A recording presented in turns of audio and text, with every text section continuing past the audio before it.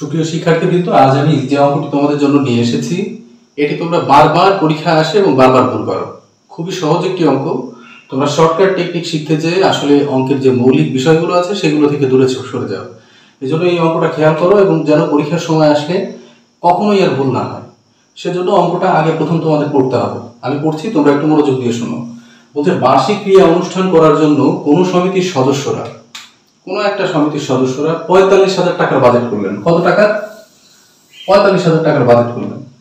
বলছেন এবং সিদ্ধান্ত নিলেন সবাই সমান চাঁদা দিবেন, অর্থাৎ চাঁদা যা হবে সবাই একই চাঁদা দিবেন। তাহলে সবাই কি দিবেন? সমান হারে চাঁদা দিবেন। কিন্তু ৫ জন চাঁদা দিতে অসম্মতি জানালেন। সবাই একই চাঁদা দিবেন বললেন, কিন্তু ৫ জন দিতে চাইলেন না এবং ফাইনালি দিলেনও না। তাহলে ৫ জন চাঁদা দিতে অসম্মতি জানালেন। এর ফলে প্রত্যেক সদস্যের ১৫ টাকা চাঁদা বেশি দিতে হলো। কত টাকা? ৫ জন চাঁদা না দেওয়ায়, ৫ জন চাঁদা দিলেন না দেওয়াতে প্রত্যেক সদস্যের আবার ১৫ টাকা করে বেড়ে গেল।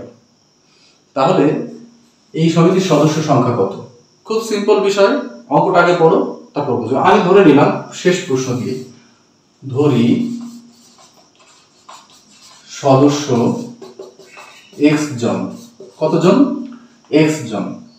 এখন এক্স জনকে দিতে হবে ৪৫,০০০ টাকা। কেন এক্স জনকে ৪৫,০০০ দিতে হবে? কারণ তারা সবাই বলেছিলেন যে আমরা সবাই সমান চাঁদা দিব। তারপরে সংখ্যা যদি এক্স হয় তাহলে প্রত্যেককে চাঁদা দিতে হবে একজনকে। প্রত্যেকে মানে একজনকে চাঁদা দিতে হবে, প্রত্যেকে অর্থ একজন, একজনকে চাঁদা দিতে হবে ৪৫,০০০ ভাগ এক্স টাকা। এটা এক মিনিট। এবার আমরা লিখলাম দ্বিতীয় শর্ত আরেকটা। বলছে ৫ জন চাঁদা দিতে অস্বীকৃতি জানালেন।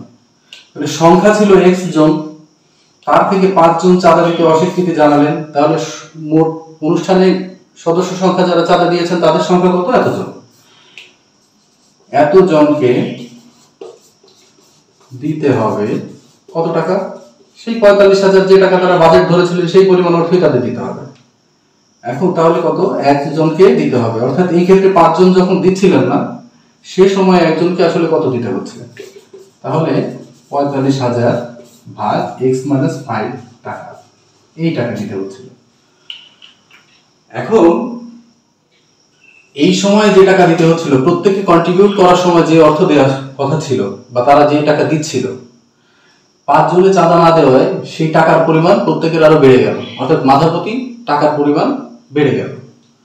এখন আমরা এবার লিখব প্রশ্ন মতে কি এই পরিমাণ চাঁদা, অর্থাৎ ৪৫,০০০ ভাগ এক্স মাইনাস ৫ মাইনাস ৪৫,০০০ বাই এক্স ইকুয়াল টু ১৫ টাকা। অর্থাৎ এই সময়ে চাঁদা তো বেশি দিচ্ছিল তারা এই সময়ের থেকে।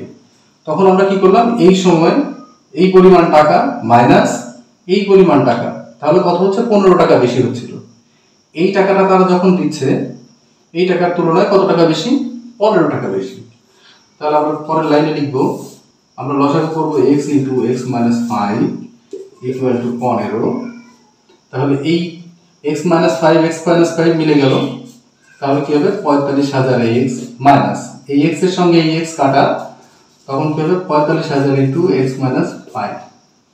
আমরা পরেরটুকু এই অংশে করি। তখন কি হচ্ছে?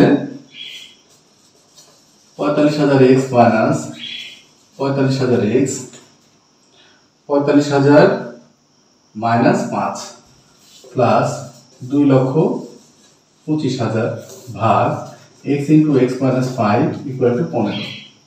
আমরা কি করব? ৪৫,০০০ থেকে ৪৫,০০০ যোগ থেকে বিয়োগ বাদ দিলাম। তাহলে ২২,৫০০ ২,২৫,০০০ ভাগ এই এক্স এর সঙ্গে এক্স গুণ করলে x square minus 5x equal to ১৫। এটি ভাগ আছে, এর পাশে নিয়ে গেলে গুণ হবে, তখন কি হবে? ২,২৫,০০০ equal to 15x square minus 75x। আমরা উভয় পাশে যদি 15 দিয়ে ভাগ করি তাহলে কত আসবে? আমাদের সংখ্যাটি কত আসছে? আমরা দেখছি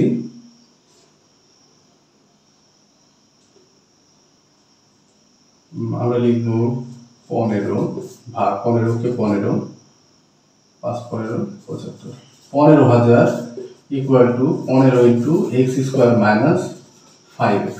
এই 15 15 কেটে দিলাম, তাহলে কি হবে x square minus 5x equal to 15,000। আমরা জাস্ট সংখ্যাটি এই পাশে নিয়ে গেলাম, এই 15,000 কে ওইদিকে নিয়ে গেলাম, তো 15,000। আমরা যদি 15,000 কে লসাগু করি তাহলে আমাদের সংখ্যাটি আসবে x square minus 125 plus 120 minus এই 15,000 কে এই পাশে যদি নিয়ে আসি তখন কি হবে 15,000 ইকুয়াল টু 0। খেয়াল রাখতে হবে আমরা এইখানে যে সংখ্যাটি লিখেছি -5, আমাদের লসাগু করে এমন সংখ্যা বের করতে হবে যার মান বের হবে যোগ বিয়োগ করলে এই সংখ্যা এবং গুণ করলে এই সংখ্যা, অর্থাৎ যোগ বিয়োগ যদি করা হয় তাহলে -5 হবে, যদি এই দুই সংখ্যার গুণ করা হয় তখন এই 15,000 হবে। তাহলে আমরা লিখতে পারি x কমন নিলাম, x মাইনাস 125, x মাইনাস 125, 120 যদি আমরা কমন নেই এখানে, 120 যদি আমরা কমন নেই, 120 কমন নিলে কি হবে x minus 125 equal to 0, equal to x minus 125 equal to 0। আরেকটি সংখ্যা আসছে x প্লাস 120 ইকুয়াল টু 0। তাহলে x ইকুয়াল টু মাইনাস 120 এটি গ্রহণযোগ্য নয়, কারণ মানুষের সংখ্যা কখনো নেতিবাচক বা বিয়োগ সংখ্যা হবে না, গ্রহণযোগ্য নয়। তাহলে আমরা এখানে কি করতে পারি, x এ পাশে মাইনাস থাকলে ওই পাশে নিয়ে গেলে কত হবে প্লাস। অর্থাৎ আমরা প্রথম অঙ্কের শুরুতে বলেছিলাম ধরি সদস্য সংখ্যা x জন, তাহলে আমাদের সদস্য সংখ্যা কত, তাহলে সদস্য সংখ্যা 125 জন, এটাই উত্তর।